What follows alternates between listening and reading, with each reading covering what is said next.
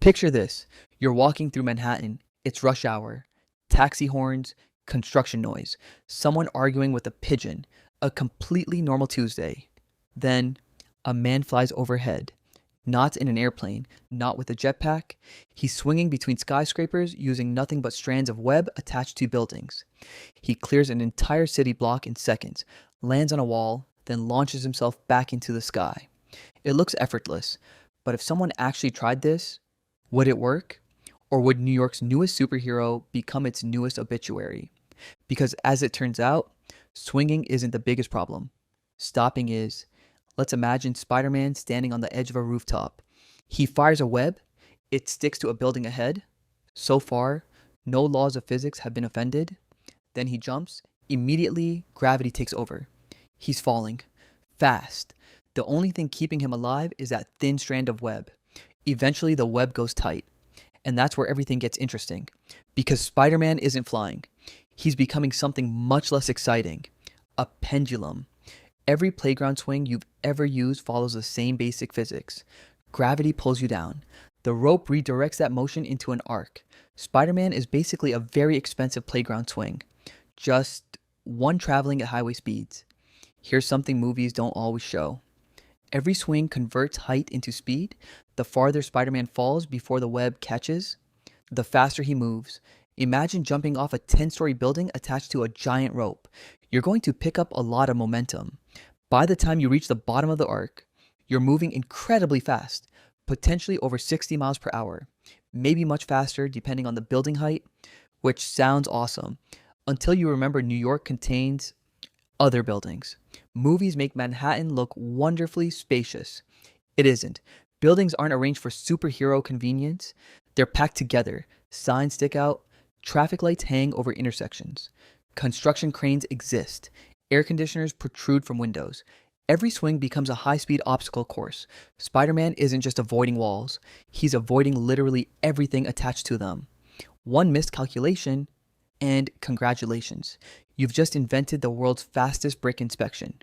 Of course, this all assumes the web actually holds. People often say Spider-Man's webs are stronger than steel. Maybe, but strength isn't the only issue. Imagine hanging from one arm. Now imagine doing that while traveling at highway speed. The web suddenly becomes tight. Every bit of momentum has to go somewhere. Most of it goes directly into Spider-Man's shoulder. Your shoulder is an incredible joint. It's also surprisingly fragile. Professional baseball pitchers injure theirs constantly. Rock climbers tear ligaments. Gymnasts dislocate shoulders. Now imagine catching your entire body weight, plus several thousand pounds of force, with one arm. That's less than ideal. This is where things get ugly. When the web catches, Spider-Man doesn't stop instantly. He changes direction very quickly.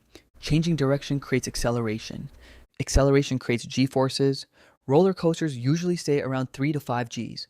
Fighter pilots might briefly experience 9. Spider-Man, depending on the swing, could experience far more. Enough to black out or seriously injure a normal human. Good thing he's, well, Spider-Man. Let's assume we somehow solve the shoulder problem. What about the web itself? Could we make it? Surprisingly, we're getting closer. Real spider silk is astonishing. By weight, it's stronger than many steels. It's flexible, lightweight, biodegradable. Scientists have spent decades trying to recreate it. The problem isn't making tiny amounts, it's making kilometers of it. Spiders, unfortunately, are terrible farm animals. They're territorial, aggressive, and many species happily eat each other, which makes running a spider ranch a logistical nightmare. Thankfully, even if we invented perfect webbing, where exactly are we attaching it? Glass, concrete, steel? Modern skyscrapers are mostly smooth glass. Spider-Man usually fires a web. It instantly sticks, supports thousands of pounds, then lets go exactly when he wants. That isn't glue. That's magic with good branding. Engineers would absolutely love it. Here's something films rarely show. Spider-Man almost never swings in a straight line. Because he can't. Every swing changes his trajectory. If he lets go too early, he slams into one building. Too late, different building. Wrong angle, street light, wrong timing. Bus, wrong decision, becomes an unusually colorful hood ornament. His brain isn't just reacting, It's solving incredibly complex physics problems every second, thousands of them, without a calculator while upside down. Honestly, the spider powers might be the least impressive part. So, could Spider Man actually swing through New York? Surprisingly, yes, kind of.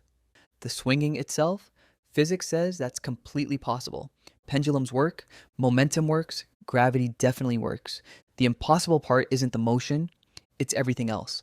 A web stronger than any material we can manufacture. Shoulders capable of surviving enormous forces. Split second calculations that rival supercomputers. Perfect aim, perfect timing, perfect judgment. Every single swing. One mistake isn't embarrassing, it's catastrophic, which means Spider Man's greatest superpower probably isn't strength, or web shooters, or even climbing walls. It's making thousands of perfect decisions every hour without ever missing. Maybe that's why Spider Man has always felt different from other superheroes.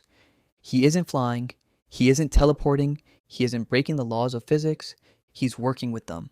Every swing is a negotiation between gravity, momentum, buildings, and one incredibly brave decision to let go.